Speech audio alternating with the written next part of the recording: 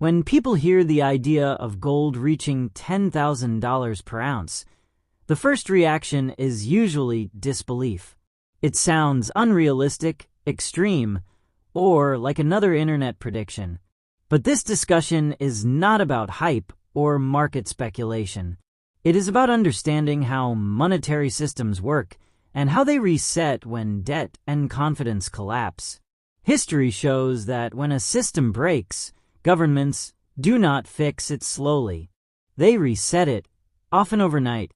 The global financial system today runs entirely on fiat currency. Fiat money is not backed by a physical asset. It is created through debt.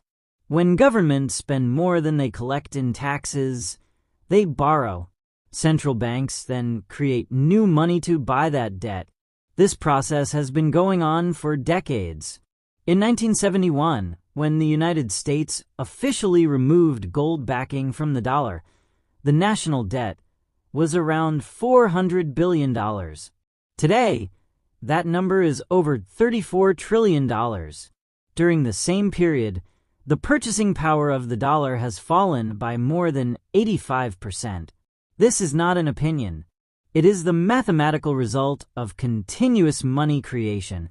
Every fiat currency system in history follows the same pattern.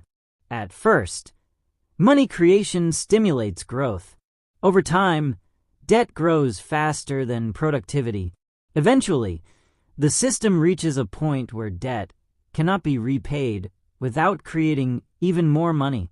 At that stage, confidence begins to break.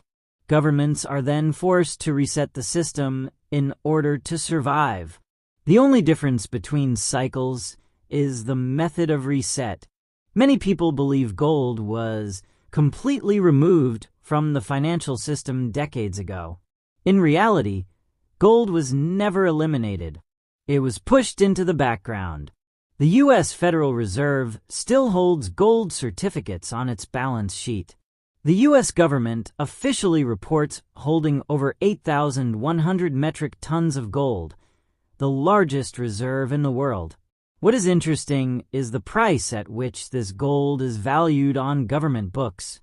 It is still recorded at $42.22 per ounce, a number fixed in the early 1970s. This alone tells us that gold still plays a role in the monetary system, even if it is not openly discussed. Gold revaluation does not mean gold slowly rising due to demand or inflation. It means a government-level decision to officially reset gold's price to repair balance sheets and restore confidence. This has happened before. In 1933, gold was priced at $20.67 per ounce. The U.S. government then revalued it to $35 per ounce. That was a 69% increase, done almost instantly.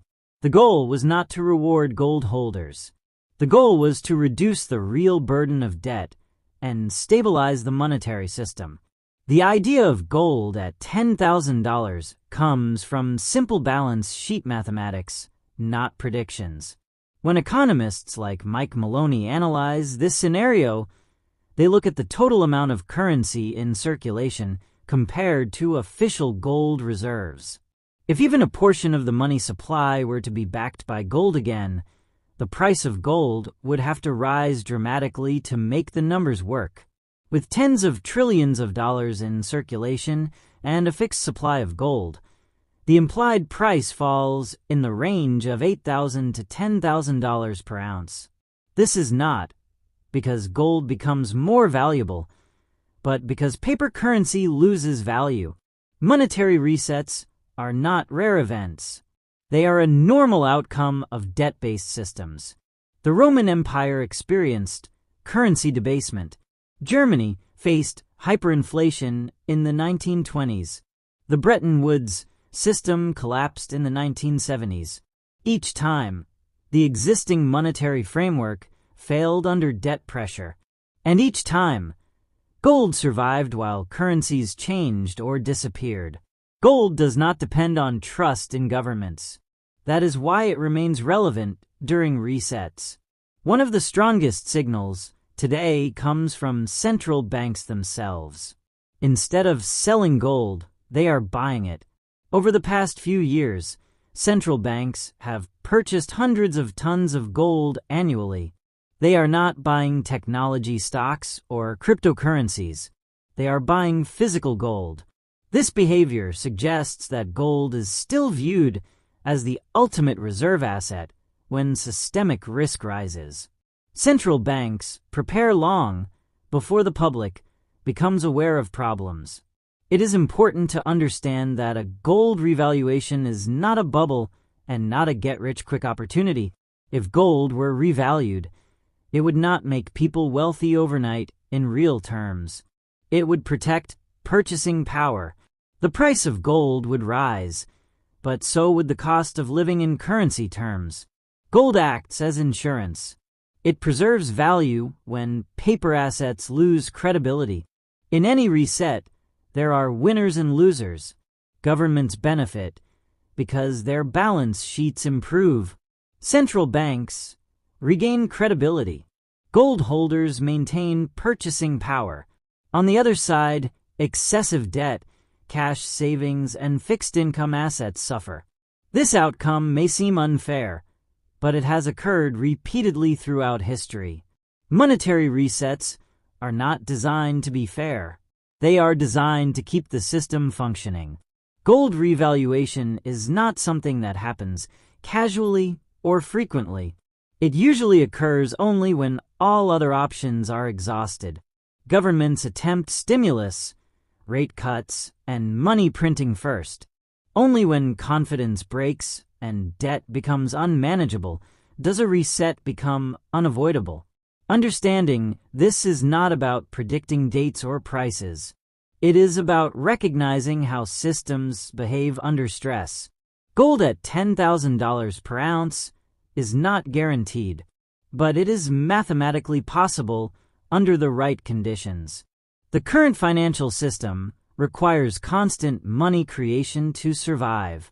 That process eventually weakens currency value. Gold, by contrast, cannot be printed and does not default.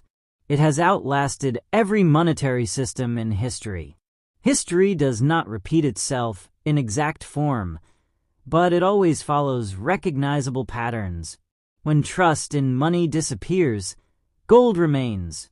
That is why it continues to matter, even in a world that claims it no longer does.